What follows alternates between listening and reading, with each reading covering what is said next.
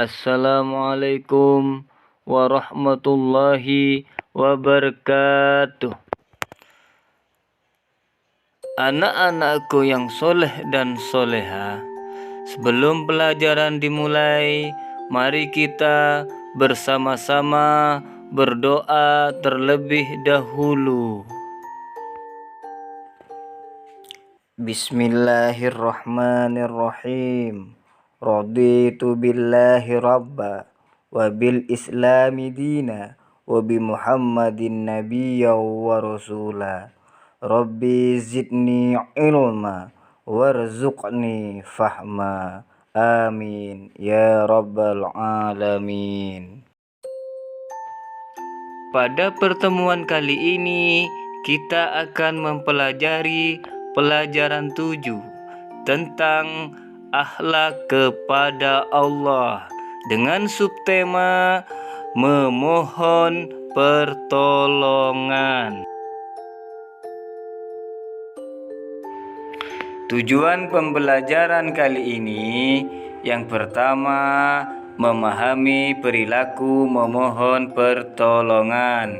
Yang kedua, mencontohkan perilaku memohon pertolongan kepada Allah Subhanahu wa ta'ala. Anak-anakku yang soleh dan soleha, memohon pertolongan artinya kita berdoa kepada Allah Subhanahu wa ta'ala. Ayat yang menjelaskan tentang memohon pertolongan adalah surah Al-Fatihah ayat 5 yang berbunyi Bismillahirrahmanirrahim. Iyyaka na'budu wa iyyaka nasta'in, yang artinya hanya Engkaulah yang kami sembah dan hanya kepada Engkaulah kami memohon pertolongan. Surah Al-Fatihah ayat 5 ini menjelaskan dua hal.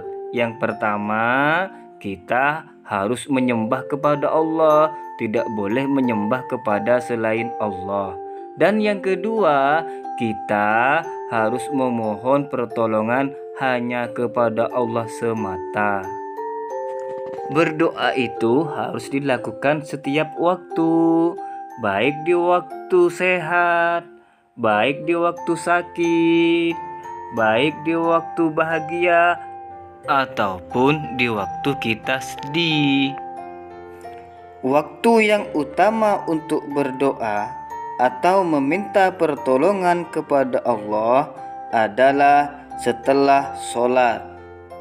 Anak-anakku yang soleh dan soleha, kita tidak boleh memohon pertolongan kepada selain Allah.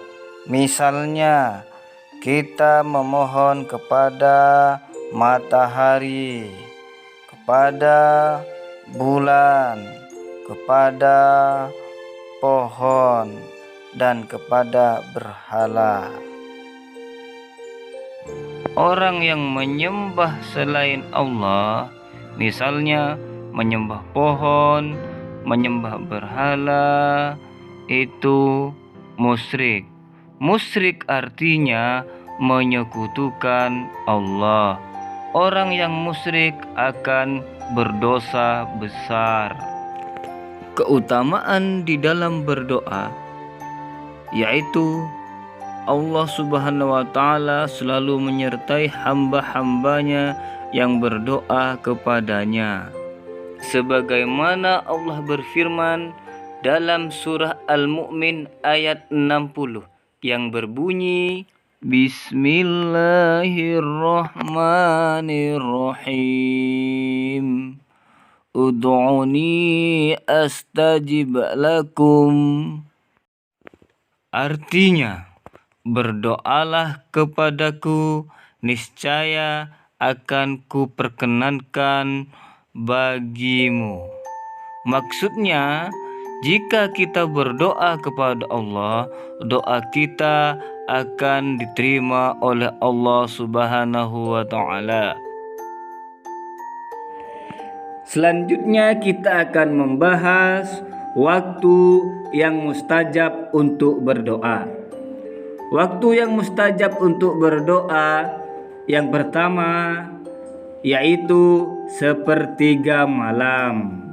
Maksudnya bagaimana? Kita berdoa di tengah malam sekitar pukul 1 sampai jam 3. Yang kedua, di antara azan dan iqamah, sehingga anak-anak di musola ketika sudah selesai azan maka kita dianjurkan untuk berzikir.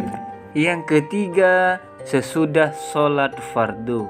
Jika kita selesai sholat fardu, jangan langsung keluar, tetapi kita harus berdoa dulu, memohon ampun kepada Allah dan mendoakan kedua orang tua kita.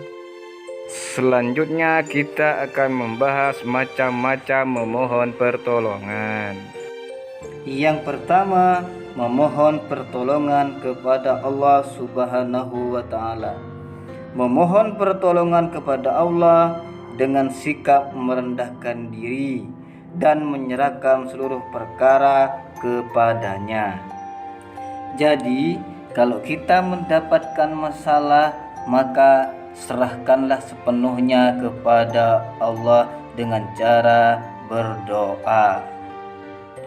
Yang kedua, memohon pertolongan kepada makhluknya atau sesama manusia.